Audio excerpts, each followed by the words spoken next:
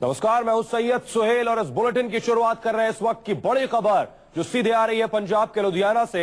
लुधियाना में एक लड़के ने किया है हमला और तेजाब से हमला किया है और बताया जा रहा है आज ही पीड़ित लड़की की शादी थी और जब वो ब्यूटी पार्लर जा रही थी उसी दौरान एक लड़के ने दुल्हन पर हमला कर दिया। इस एसिड अटैक में 2 पीड़ित समेत 2 और लड़कियां बुरी तरह से झुलस गई हैं। हमलावर का अब तक कोई सुराग नहीं है, जबकि तीनों लड़कियों को इलाज के लिए अस्पताल में भर्ती कराया गया है। इस वक्त की बड़ी खबर आपको बता दें, लुधियाना से आ रही है। लुधियाना में ब्यूटी पार्लर गई दुल्हन पर तेजाब से हमला हुआ है और बताया जा रहा है कि इस लड़की की आज ही शादी थी जिसके लिए वो ब्यूटी पार्लर मेकअप कराने गई थी और इस दौरान एक लड़के ने उस पर एसिड अटैक किया। इस हमले में पीड़िता बुरी तरह से झुलस गई है और उसके साथ ही 2 और लड़कियां हैं जो झुलस गई हैं। पीड़िता को डीएमसी अस्पताल में भर्ती कराया गया है। इस वक्त की बड़ी खबर लुधियाना से आ रही, लुधियाना के सरभा नगर की वारदात है ये। गगन अरोड़ा हमारे सहयोगी जुड़ रहे हैं और ज्यादा जानकारी के साथ। गगन, किस वक्त की घटना है और क्या जानकारी आपके पास? जी, ये सुबह की घटना है। आज सुबह बरनाला की रहने वाली है ये लड़की और लुधियाना में इनकी शादी होनी थी। तो सुबह लुधियाना का सबसे पॉश इलाका है सराबा नगर, वहां एक सैलून में ये तैयार होने के लिए सुबह तकरीबन 6 बजे आई थी।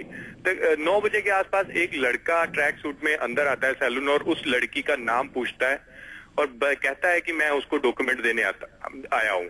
जब वो लड़की उसको बोलती है हाँ मैं ही वो लड़की हूँ बताइए, तो वो जग जो उसके हाथ में मग पकड़ा होता है उसमें जो एसिड होता है वो उसके ऊपर डाल के भाग जाता है। जी। अभी तक पुलिस इस मामले में जुटी हुई है। लड़की लड़के को नहीं पहचानती थी? जी बिल्कुल, लड़के को नहीं पहचानती थी। ये भी बताया जा रहा है, पुलिस सूत्र बताते हैं कि लड़का खुद नहीं आया था बल्कि उसने किसी को हायर करके आगे भेजा था। अभी क्या किसी पर शक जताया गया है? जी बिल्कुल, ये कहा जा रहा है कि इसका जानकारी कोई लड़का हो सकता है जो कुछ इनके साथ या तो वो इसके साथ संबंध बनाना चाहता होगा। लड़की मना कर रही होगी क्योंकि आज ही लड़की की शादी थी। तो ये सब सारी बातें हैं जो इस मामले को कहीं ना कहीं एक तरफा प्यार या इन सब चीजों के साथ जोड़ती हैं। पीड़िता के अलावा 2 और लड़कियां बताई जा रही हैं जो इस तेजाब की चपेट में आई हैं। ये एसिड कौन सा था, इस बारे में कुछ जानकारी और पुलिस ने क्या कार्रवाई की? नहीं, अभी एसिड कौन सा था ये नहीं कंफर्म हुआ है। जो पीड़ित लड़की है वो तकरीबन 50% बर्न है और जो दूसरी 2 लड़कियां वो ब्यूटिशियनर ही थी वहां जो उसको रेडी कर रही थी, क्योंकि ये सैलून के अंदर घुस गया था लड़का जहां लड़की तैयार हो रही थी, तो इसने उसके ऊपर वहीं फेंक दिया। जी, पुलिस ने क्या कुछ कार्रवाई की गगन अब तक? पुलिस ने अननोन पर्सन के खिलाफ 326B और 307 आईपीसी के तहत मामला दर्ज करके तलाश शुरू कर दी है। अभी फिलहाल इससे ज्यादा पुलिस नहीं बता रही, लेकिन बताया जा रहा है कि पुलिस ने काफी जगह छापेमारी भी की है उन लड़कों को पकड़ने के लिए। गगन, क्या लड़की के परिवार वालों से बात हुई? उनका कुछ कहना, किसी पर शक शुबा जताया है जो इस घटना को या इस घटना के पीछे जो लोग हो सकते हैं? अभी परिवार वाला कोई भी मेंबर सामने नहीं आ रहा है। लड़की का मामला है, आज ही शादी थी, 12 बजे बारात आनी थी दोराहा में। लुधियाना से कुछ दूरी पर ही लड़का है जिसके साथ शादी होने वाली थी, तो शायद वो कहीं ना कहीं काफी ज्यादा सदमे में है। तो परिवार वाले या कोई भी बात नहीं कर रहा है और ना ही सामने आ रहा है। गगन, आपको रोकेंगे इस वक्त, आइए आपको सुनाते हैं डीसीपी का इस पूरे मामले पर क्या कुछ कहना है। सलून के अंदर एक अनआइडेंटिफाइड लड़के ने एंटर कर वहां पर एक लड़की है जिसके ऊपर एसिड अटैक करा है। उसके बारे में हमने मामला दर्ज कर लिया है, इन्वेस्टिगेशन जारी है। कुछ क्लूज मिले हैं, दोनों फैमिली से हम बात कर रहे हैं। लड़की की आज ही शादी तय हुई है और इस जल्दी मुकदमा ट्रेस हो जाएगा। वहां पर 3 लड़कियां थी जो इंजर्ड हुई हैं। लुधियाना के सरभा नगर की यह घटना है जहां बताया जा रहा है ब्यूटी पार्लर गई थी एक लड़की जिसकी आज शादी थी। मेकअप कराने के लिए ब्यूटी पार्लर पहुंची थी और उसी दौरान एक शख्स आता है जिसे लड़की नहीं पहचानती है, उससे बात करता है और उसके बाद उसके ऊपर एसिड डाल देता है। हमारे सहयोगी गगन जिस तरह से बता रहे हैं, इस एसिड अटैक में लड़की 50% झुलस चुकी है और उसके अलावा 2 और मौजूद वहां पर लड़कियां जो बेशक उसके मेकअप कर रही थी वो भी इस एसिड के चपेट में आई हैं। फिलहाल तीनों को डीएमसी अस्पताल में भर्ती कराया गया है। पीड़िता 50% तक जल चुकी है। पुलिस ने अब तक कार्रवाई के नाम पर केस दर्ज कर लिया है और आरोपी की तलाश में जुटी है। लेकिन सवाल बड़ा यह है कि बेशक सुप्रीम कोर्ट की गाइडलाइंस और आदेश सख्त हो तेजाब को लेकर कि तेजाब बिना आईडी प्रूफ के नहीं दिया जाएगा। इसके अलावा राज्य सरकारों को खास हिदायत दी गई हो, लेकिन उसके बावजूद तस्वीर आपके सामने है किस तरह एक ब्यूटी पार्लर के अंदर घुसकर एक शख्स एक लड़की के चेहरे पर एसिड डाल देता है। उसकी आज ही शादी थी, शादी के लिए ही वो मेकअप कराने गई थी और वो लड़की अब 50% तक झुलस चुकी है। गगन, बाकियों के बारे में, बाकियों की स्थिति कैसी है? बाकी ज्यादा इंजर्ड नहीं है, उनको माइनर इंजरीज हैं।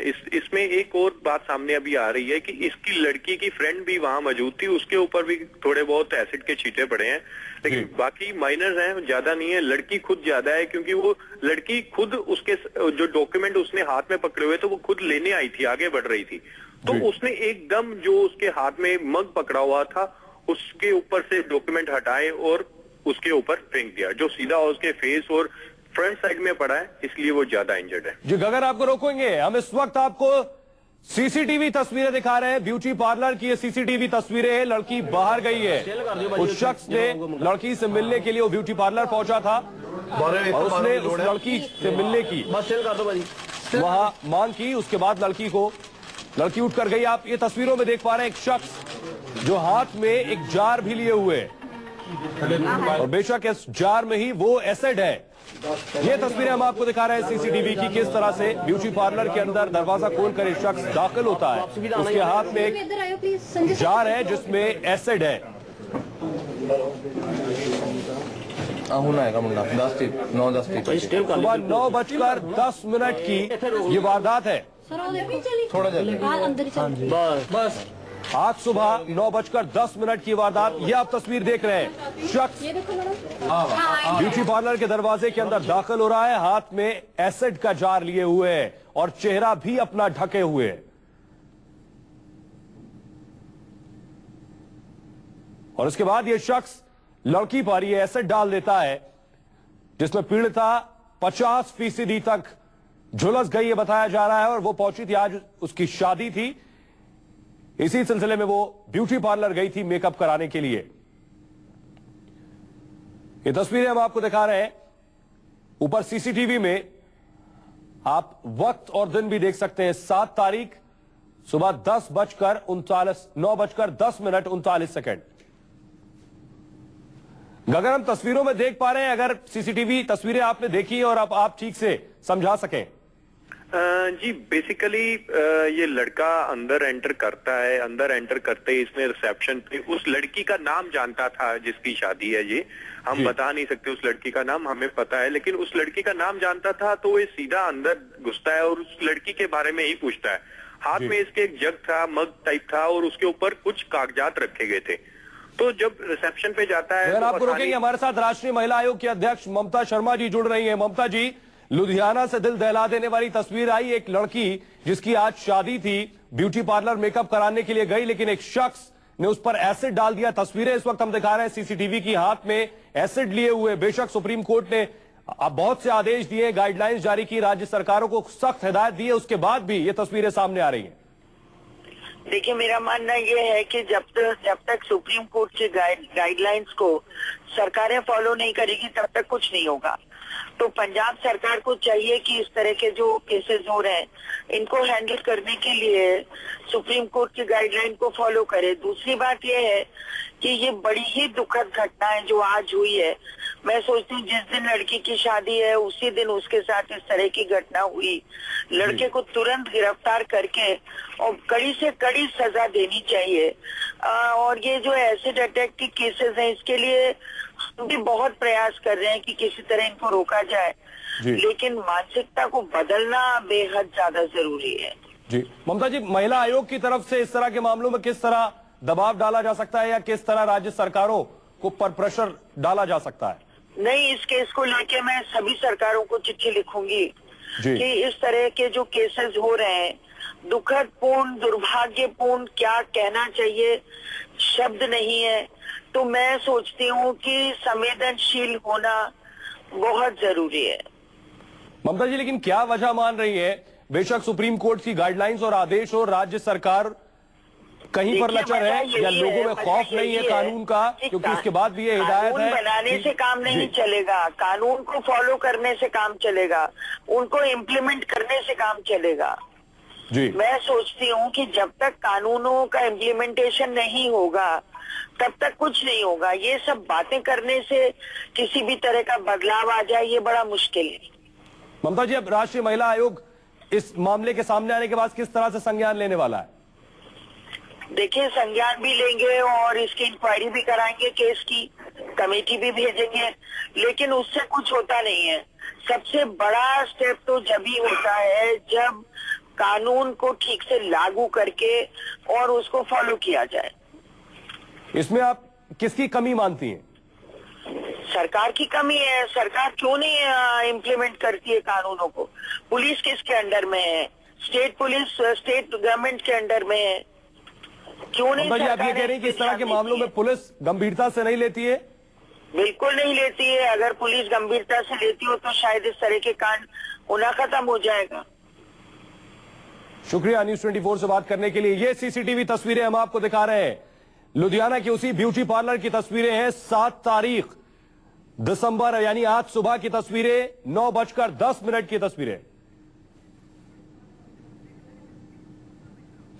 हमारे साथ रिटायर्ड जस्टिस उषा मेहरा जी जुड़ रही है। उषा जी, इस वक्त हम तस्वीरें दिखा रहे हैं, लुधियाना की ये तस्वीरें हैं। एक शख्स ब्यूटी पार्लर के अंदर दाखिल होता है, एक लड़की पर एसिड डालता है और उस लड़की की आज शादी है।